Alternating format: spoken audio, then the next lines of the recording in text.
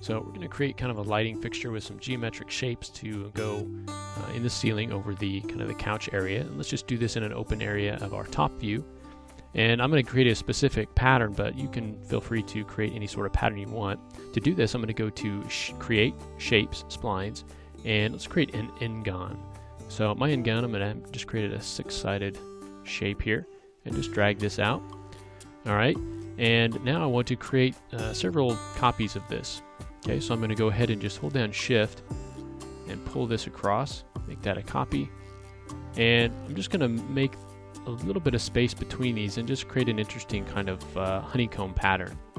Okay, so then I'll take this one, duplicate this over to this side, do the same thing over here. So just kind of trying to maintain that thickness inside there. And we'll maybe take this one over here, and then let's pull this one up this way. So I'll just create kind of a pattern like this. And so this is going to be our actual light panes.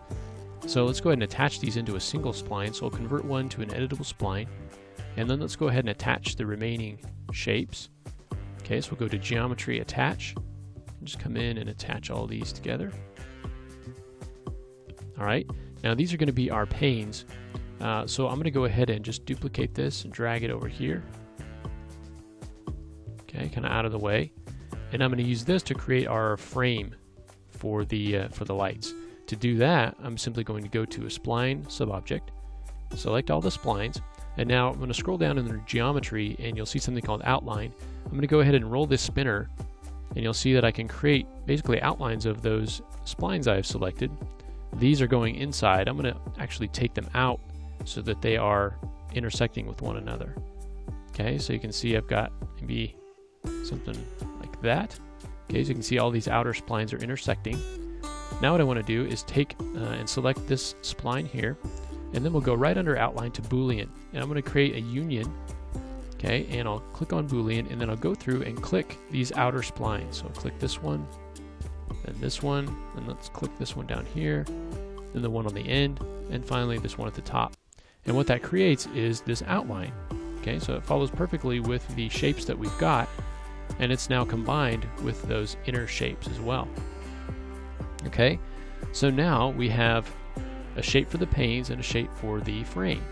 So now we just need to create some geometry along these. So we can use a very similar technique to what we did with the artwork, okay, and that is to use Bevel. Let me go ahead and grab both of these and just move them up a little bit.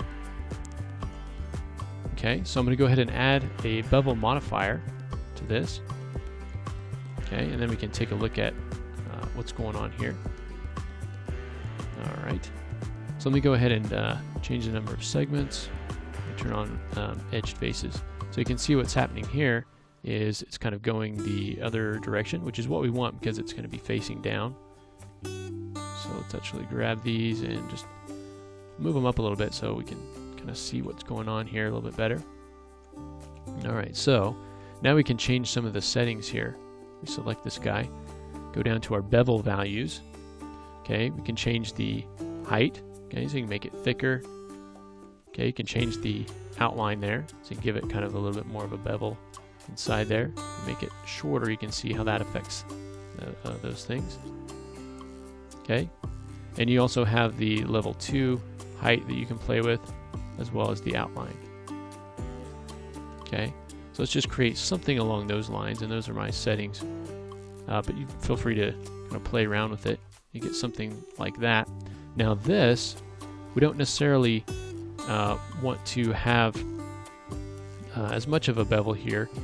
So we'll go ahead and add just an extrude, just so you can see what that looks like here. Go ahead and add extrude. We'll go ahead and bring that up. So you get something like that. So that actually just adds thickness to our splines, which is kind of interesting as well. So you can use bevel or you can use extrude, depending on what your needs are. Okay, and let's say we don't want to cap the end, which is the top, so we can turn that off, and now it's empty up there on the top since we don't need that geometry. Okay, and you can also, if you want to, edit this now, you can convert this or just actually collapse this and then convert it to an editable poly, or you can just convert it to an editable poly. And then you can take those polygons, if you want to tweak this manually, select those polygons, and then you could just do a bevel on those. You know, take that bevel height down, you know, give it a little bit of an outline. And that's one way that you can kind of tweak these things manually. Okay, now we can go ahead and just kind of move these light panes into position here. Okay, kind of grab this and just kind of move it inside there. So you end up with something like that. All right, let's go ahead and grab this whole thing and let's group it together. We can call this overhead light. Let's turn back around. And let's go ahead and get this into our scene here. So I'm going to go to the top view and just kind of put this in position here. Maybe you want this to be a little bit smaller than that. Just kind of put it over there. Okay, go ahead and drop it down into the room. And let's go ahead and turn on our ceiling. So we'll go into the layers by right-clicking on the main toolbar, go into and turn on the ceiling layer, turn on the visibility of that. All right. Now we can go down inside here, grab this guy, and move it up into the ceiling. Okay. And you can see that it's past that corner where it's turning to go to the vault, so I'm just going to move it up a little bit. Okay. And it may be maybe a little bit too big, so we can go ahead and scale that down.